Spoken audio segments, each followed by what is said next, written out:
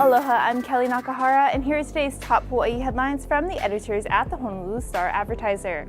Also, a huge mahalo to Longstrugs Hawaii for sponsoring the show. Head on over to your neighborhood Longstrugs for all your shopping needs. The Supreme Court today struck down a New York gun law that put limitations on carrying concealed firearms for self-defense. The New York law required people to demonstrate a specific need for carrying a gun in order to get a license to carry one in public. Justices said that requirement violates the Second Amendment right to keep and bear arms.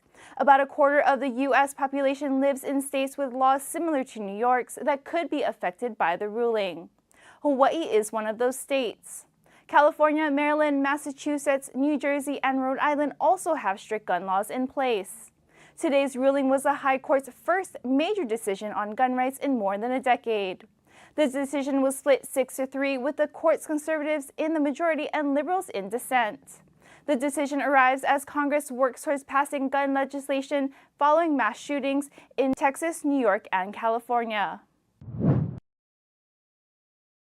The World Health Organization will convene Thursday to consider if the monkeypox outbreaks warrant being declared a global emergency. Receiving that designation means the UN Health Agency considers the outbreak to be an extraordinary event with a disease at risk of spreading to more countries. It would also give monkeypox the same distinction as the COVID-19 pandemic and the ongoing effort to eradicate polio. Until last month, monkeypox had not caused significant outbreaks beyond Africa.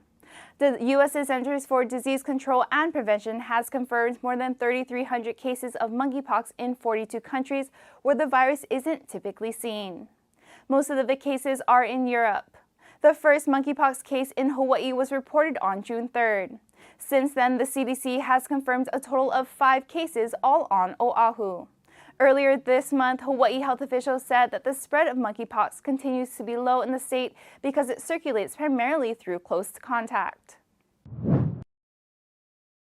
Electronic cigarette company Juul has been ordered to pull its vaping products from the U.S. market.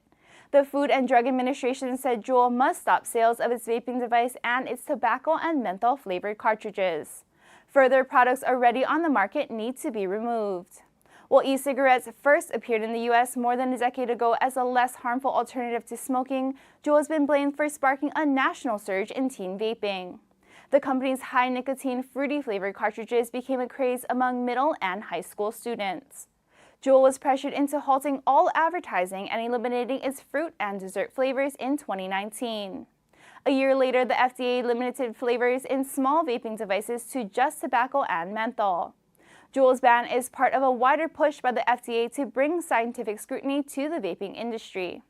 To stay on the market, companies must show that their e-cigarettes benefit public health. That typically means proving that adult smokers who use them are likely to quit or reduce their smoking, while teens are unlikely to get hooked. Honolulu police are investigating a series of burglaries at 24 businesses that detectives believe are being committed by the same crew of crooks.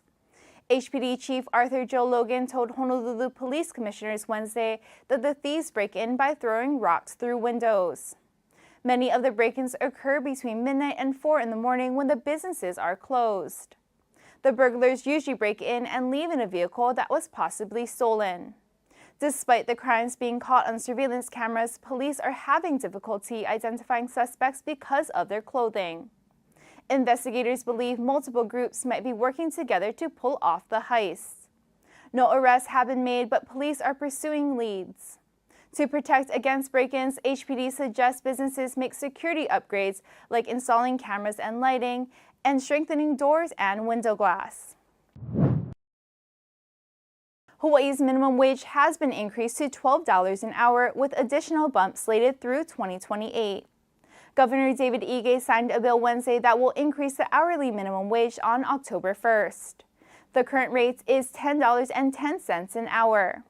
In 2024, the minimum wage will increase to $14 and then to $16 in 2026, and finally to $18 in 2028. The act also makes the state's earned income tax credit refundable and permanent. Ige also signed a bill that will deliver cash rebates to individual tax filers. People making under $100,000 a year qualify for a $300 rebate. The same amount is available for spouses and dependents. Those making over $100,000 qualify for a $100 rebate along with spouses and dependents. Rebates will likely be sent out beginning in August through direct bank deposits or check. For more on these stories and all the latest headlines, subscribe to the Honolulu Star-Advertiser. Visit Hawaii's top source for breaking news online at staradvertiser.com and download the Star-Advertiser mobile app. Mahalo, have a great day, and we'll see you right back here tomorrow.